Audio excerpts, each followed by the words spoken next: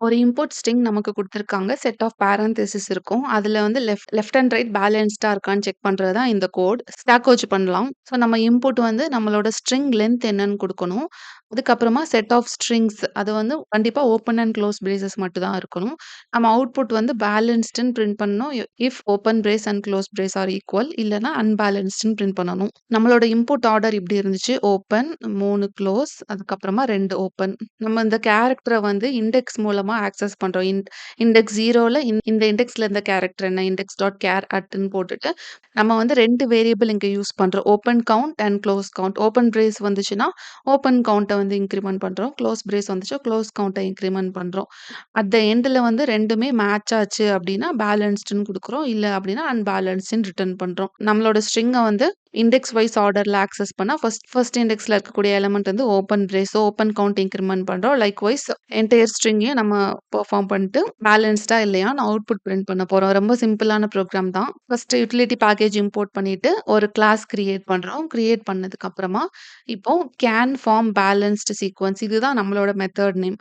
நம்மளோட input string அப்படியே இது ஆர்குமென்ட்டா வாங்கிட்டு, ட்ரூ ஆர் ஃபால்ஸ் ரிட்டர்ன் பண்ண போகுது பூலியன்ல.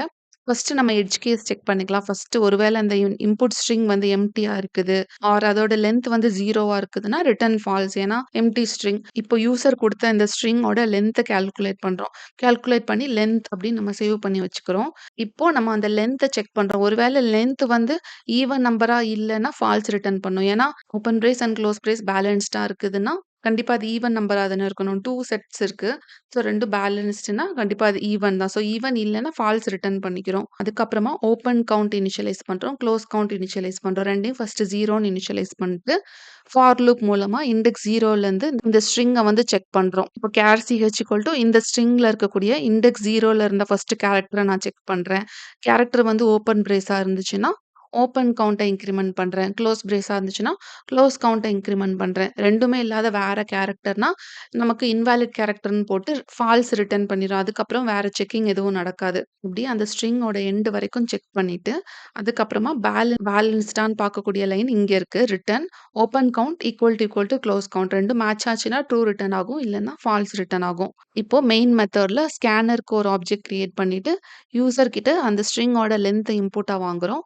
அதுக்கப்புறம் அந்த ஸ்ட்ரிங்க வந்து யூசர் கிட்ட இருந்து இன்புட்டா வாங்குறோம். வாங்கிட்டு, இப்போ வந்து யூசர் குடுத்த ஸ்ட்ரிங்கோட லென்த் வந்து அவங்க சொன்ன அந்த எண்ணோட மேட்ச் ஆகல அப்டின்னா, ஃபர்ஸ்ட்டே வந்து நாட் பேலன்ஸ்டுன்னு நம்ம பிரிண்ட் குடுத்துருவோம். இந்த மெத்தட நம்ம கால் பண்றோம். இந்த மெத்தட கால் பண்றப்போ, அது வந்து ட்ரூ ரிட்டர்ன் பண்ணுச்சுன்னா, இங்க வந்து பேலன்ஸ்டுன்னு பிரிண்ட் பண்றோம். இந்த மெத்தட் வந்து ஃபால்ஸ் ரிட்டர்ன் பண்ணியிருந்துச்சுன்னா, நாட் பேலன்ஸ்டுன்னு பிரிண்ட் பண்றோம். அவ்வளோதான்.